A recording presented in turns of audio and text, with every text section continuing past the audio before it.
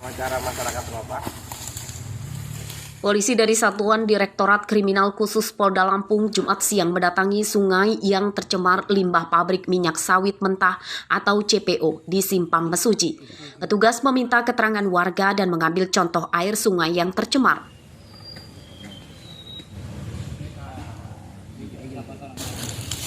Polisi menduga air sungai terpapar tumpahan minyak sawit mentah yang diduga berasal dari PT Garuda Bumi Perkasa. Air sungai di hulu dekat pabrik berwarna kuning pekat. Selain tak bisa lagi digunakan untuk sumber pengairan tanaman, ratusan ikan di dalam sungai mati. Pak, kenapa sih Pak kok bisa mati itu? Kena limbah atau minyak yang bertumpah itu Pak? Kayaknya minyak bertumpah loh. Bertumpah? Iya. Apa sampai ke sungai Pak itu? Dia sampai ke sungai. Itu kan airnya kuning. Kuning Pak ya? Ya. Pak, dengan adanya limbah ini, Bapak merasa gimana Pak? Kecewa nggak? Ya, Mancing kecewa, jauh-jauh? kecewa banget dong. Kecewa Pak ya? Akhirnya gimana, mau mancing-mancing nggak bisa, mau mandi di sungai nggak bisa. Jadi ya semuanya kecewa lah. Pencemaran sungai terjadi sejak sekitar 2 bulan lalu. Sungai di desa Mulya Agung dan Agung Batin yang awalnya jernih berubah menjadi keruh bercampur limbah pabrik. Padahal sungai ini menjadi sumber pengairan tanaman para petani. Pencemaran sungai dilaporkan warga ke Pemkab Mesuji dan polisi. Mereka meminta polisi segera bertindak cepat mencari penyebab pencemaran sungai.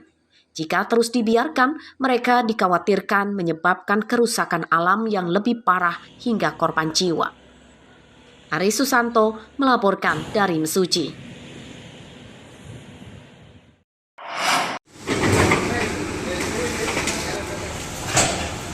Mega proyek pembangunan mal pelayanan publik Bandar Lampung mulai dikerjakan Jumat lalu.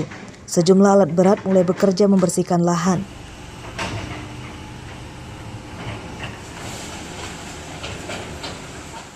Mal pelayanan publik dibangun 10 lantai yang berdampingan dengan gedung Pemkot Bandar Lampung. Tahap pertama pembangunan, Pemkot menggelontarkan dana 35 miliar rupiah. Diperkirakan pembangunan gedung selesai dalam 3 tahap. Nantinya, SIM, pasport, atau pelayanan instansi vertikal lainnya akan ditempatkan di sini. Tahap 1 baru strukturnya. Jadi itu sampai 10 lantai itu Bang ya? Belum. Ini kan tahap 1 itu kan ini minimal dia mungkin 2 atau 3 tahap baru selesai. Jadi itu tempatnya tuh di mana sih Bang? Persisnya di Perkim saat ini atau yang di depannya itu Bang yang bakal dibangun? Di komplek Pemkot di Perkim saat ini. Jadi bakal dirobohin ya Bang ya gedung Perkim itu sekarang ya?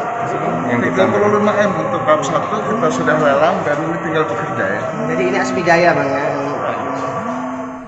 Mal pelayanan publik bertujuan mengatasi benang kusut birokrasi dengan kolaborasi sehingga bisa memberikan kemudahan, kecepatan, keterjangkauan, keamanan, dan kenyamanan masyarakat.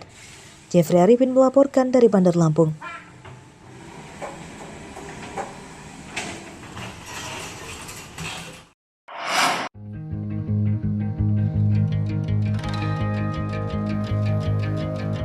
Kerang hijau menjadi salah satu komoditas utama warga Desa Legundi, Kecamatan Ketapang, Lampung Selatan untuk menopang perekonomian mereka. Berkat ketekunannya, kini omset mereka mencapai jutaan rupiah setiap bulan.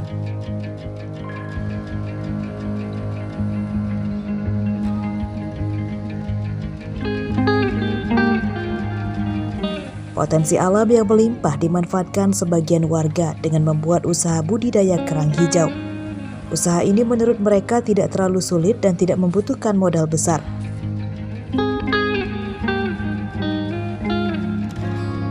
Mereka membutuhkan ban bekas yang dibentuk sedemikian rupa dan dijadikan media tumbuh kerang hijau.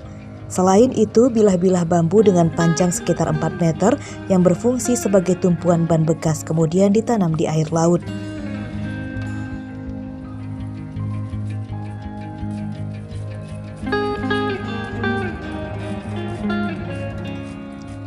Setelah beberapa minggu, kerang hijau akan menempel di ban yang telah dipasang. Masa panen sekitar 6 bulan sekali, namun juga tergantung cuaca dan kondisi air laut. Saat panen, pembudidaya mampu menghasilkan hingga 24 juta rupiah dari sekitar 1.000 media tanam yang mereka pasang.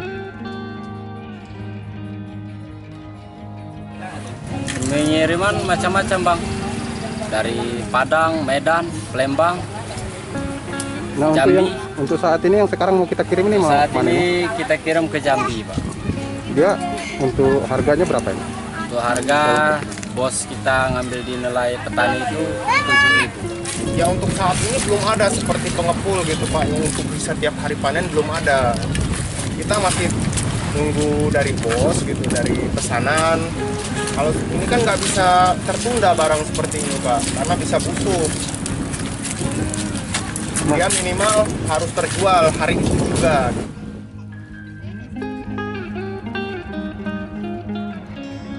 Kendala usaha ini soal pemasaran.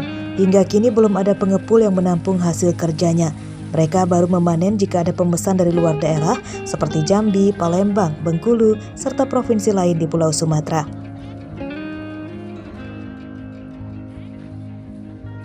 Harga 1 kg kerang hijau bercangkang 7 sampai dengan Rp10.000 per kilogram. Sedangkan yang sudah dikupas harganya Rp40 sampai dengan Rp50.000 per kilogram. Haris Susanto melaporkan dari Lampung Selatan.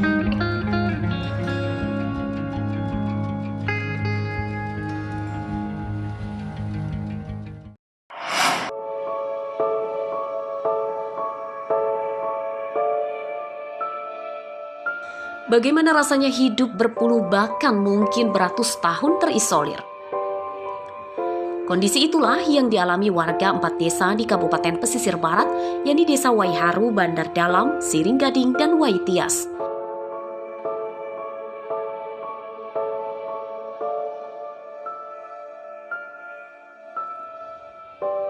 Mengapa kondisi 4 desa yang dihuni sekitar 6.000 jiwa itu bisa demikian? Hal itu karena wilayahnya dikepung kawasan Taman Nasional Bukit Barisan Selatan dan Samudra Hindia. Artinya, wilayah itu tidak memiliki akses jalan darat legal untuk umum.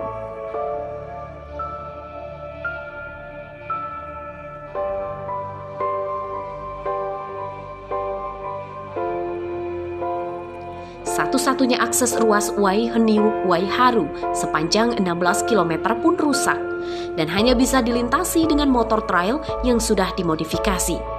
Untuk membawa barang, warga menggunakan gerobak yang ditarik sapi atau kerbau. Jalanan berlumpur semakin menyulitkan perjalanan dan waktu tempuhnya bisa mencapai 2 hari. Warga juga bisa melintasi bibir pantai jika tidak pasang. Meski medannya sangat ekstrim, kondisi jalan yang menyulitkan itu membuat biaya angkut hasil kebun warga atau biaya transportasi menjadi semakin mahal.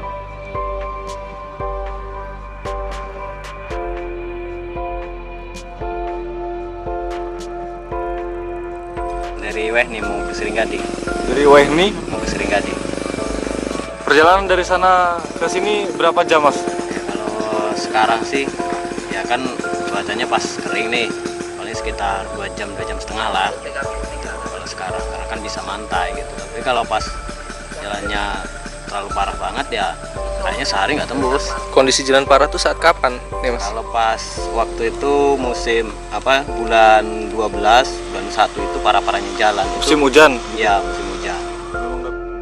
Pemerintah Kabupaten Pesisir Barat mengklaim terus berupaya meminta izin Kementerian Lingkungan Hidup dan Kehutanan untuk membangun akses jalan. Sebab sejak 2017 hingga kini, ruas jalan yang sudah dibangun baru sepanjang 3 km saja.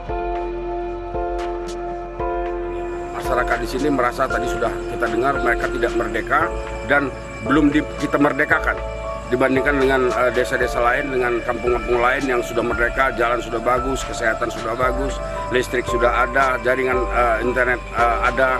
Di sini semuanya tidak ada. Maka jadi perhatian kita, terutama pemerintah Kabupaten Pesisir Barat bersama dengan seluruh masyarakat dan DPRD juga mungkin kita harapkan dengan pemerintah provinsi dan pemerintah pusat membantu. Warga dan Pemkab Pesisir Barat meminta pemerintah pusat segera melepaskan lahannya untuk dibangun jalan raya. Rosandi melaporkan dari Pesisir Barat.